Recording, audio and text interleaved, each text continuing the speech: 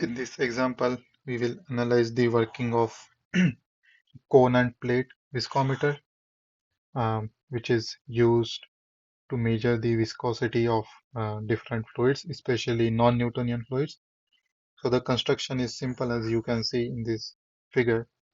So there is a plate which is in shape of a cone, and this angle is usually obtuse angle. So the angle that the slanted side of the plate makes with the horizontal theta is very small. Typically, it is zero point 0.5 degrees. And then we just put the fluid um, in between the horizontal surface and the plate and rotate the plate with a fixed known angular velocity and measure the torque acting on this plate. So this torque originates from the shear viscous stresses that are acting on this slanted area due to the fluid. And by measuring the torque, we can relate the torque to the viscosity of the fluid, and that way we can measure its dynamic viscosity. So,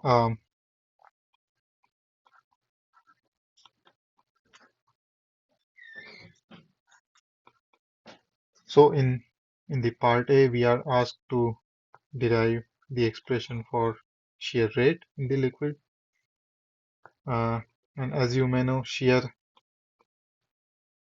rate is nothing but the velocity gradients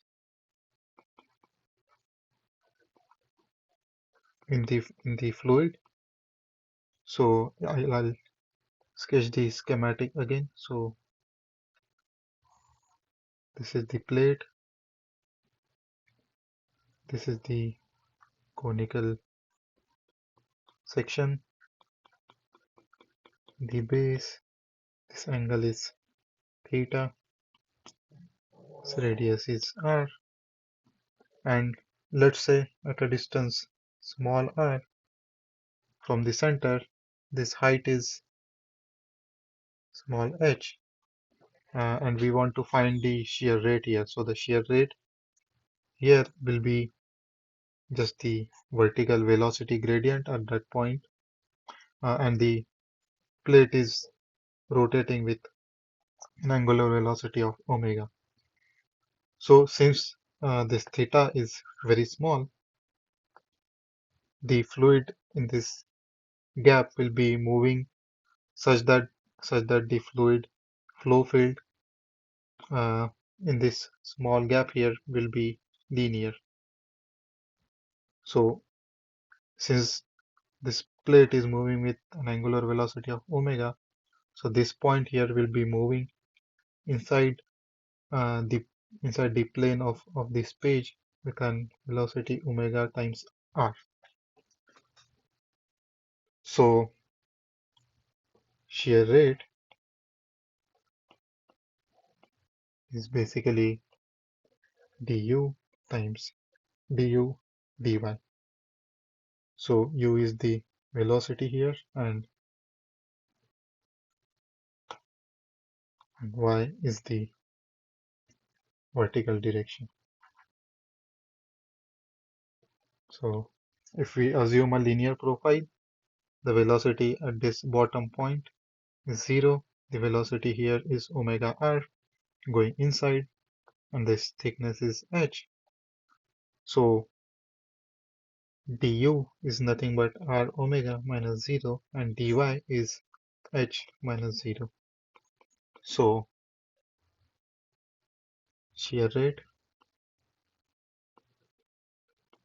is equal to r omega by h. And this is the solution to part A, where we were asked to find the shear rate.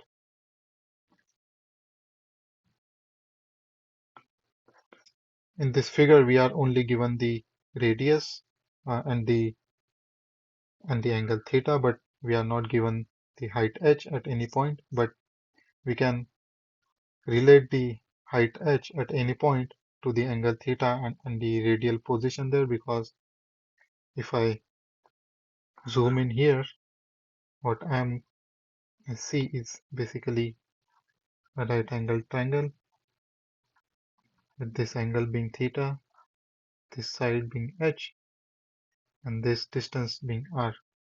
So basic trigonometry tells me tan theta is h by r. So the height h is r tan theta. Now substituting this here, I get shear rate to be equal to r omega on r tan theta, which is omega upon tan theta. So this is the expression for shear rate in terms of given variables, and shear rate, remember, is nothing but the velocity gradient. Now in part B, we are asked to evaluate the torque uh, that we require to rotate this cone with fixed angular velocity omega in terms of shear stress and the geometry of the cone. So, as you know, torque is nothing but R cross F. So we need to evaluate the force acting on the cone first. So I'll sketch it again. So for this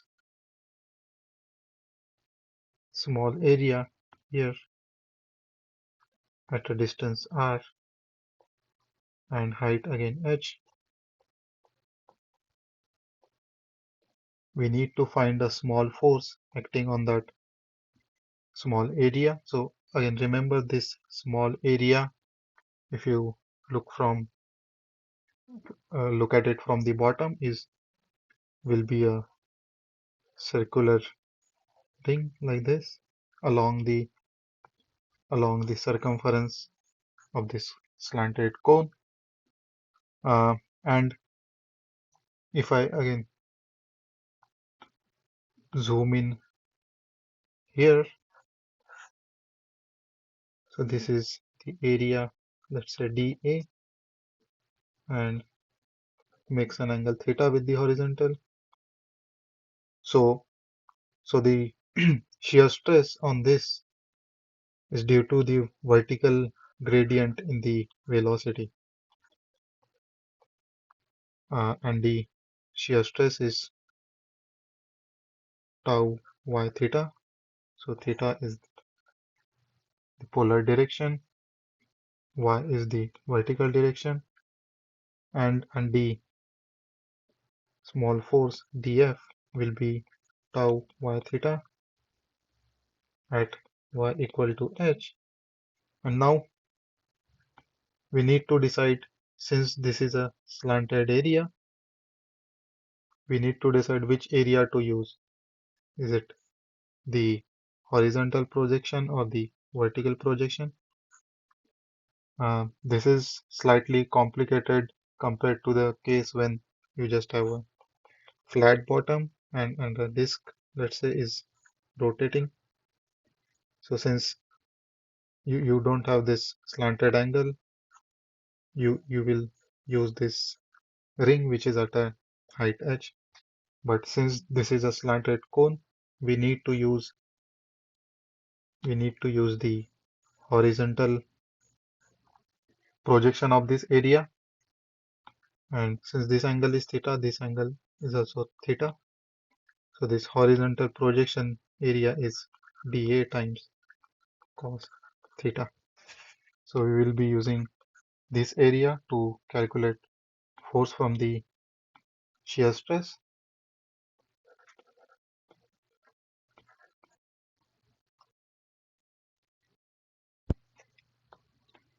Now, if you look closely, dA cos theta is nothing but 2 pi r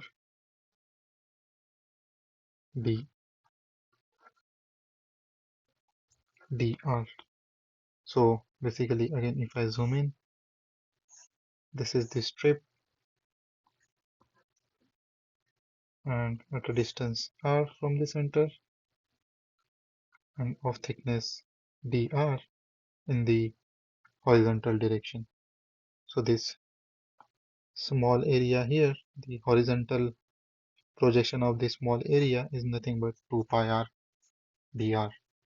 So substituting it in the force, so dF is tau y theta at y equal to h times 2 pi r dr. So since torque is r cross F, we will get torque to be equal to the small torque acting on this small area here will be r times dF, which is equal to r tau y theta at y equal to h multiplied by the horizontal projection of the area. Now we can find out the total torque by integrating on both sides. And here we are integrating with respect to r, so the limits are from r equal to 0 to r equal to capital R. This integrand here. So if you integrate it, you will find out that total torque is equal to 2 pi times 0 to r in integration tau y theta at y equal to h r square dr. So this is the expression of torque in terms of the shear stress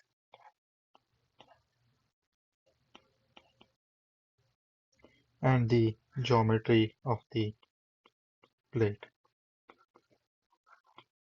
Now for non-Newtonian fluid, the relationship between shear stress and shear rate is very complicated, and hence it can be a function of shear rate, not it might be a non-linear function of shear rate, and depending on which fluid we are using, we will have to use that complicated function here to integrate this term. But for a Newtonian fluid, we know that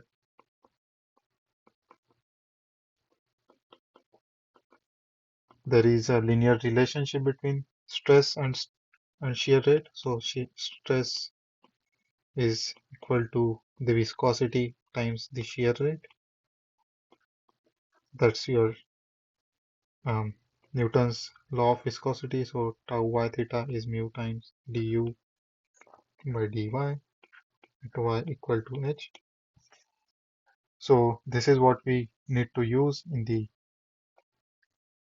third part of the question, where we are asked to evaluate the torque required to drive the cone for a Newtonian fluid. So part C, for a Newtonian fluid,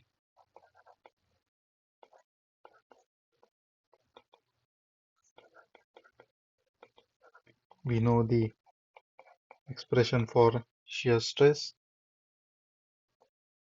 at y equal to h. So it is mu times du by dy at y equal to h, which is we have already calculated du by dy at y equal to h in part A. So this is omega upon tan theta.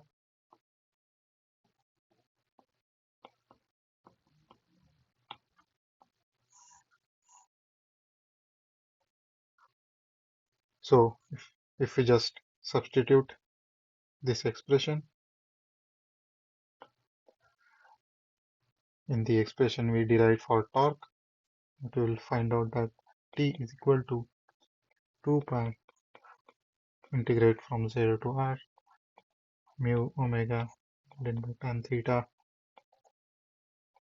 r square dr. So if you integrate, this will come out to be 2 pi by 3 mu omega r cube tan theta.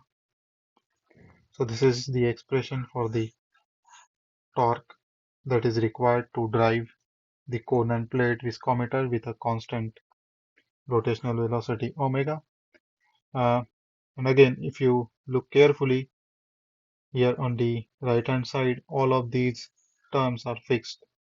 So if we rotate it with a constant rotational velocity, r and theta are fixed by the geometry.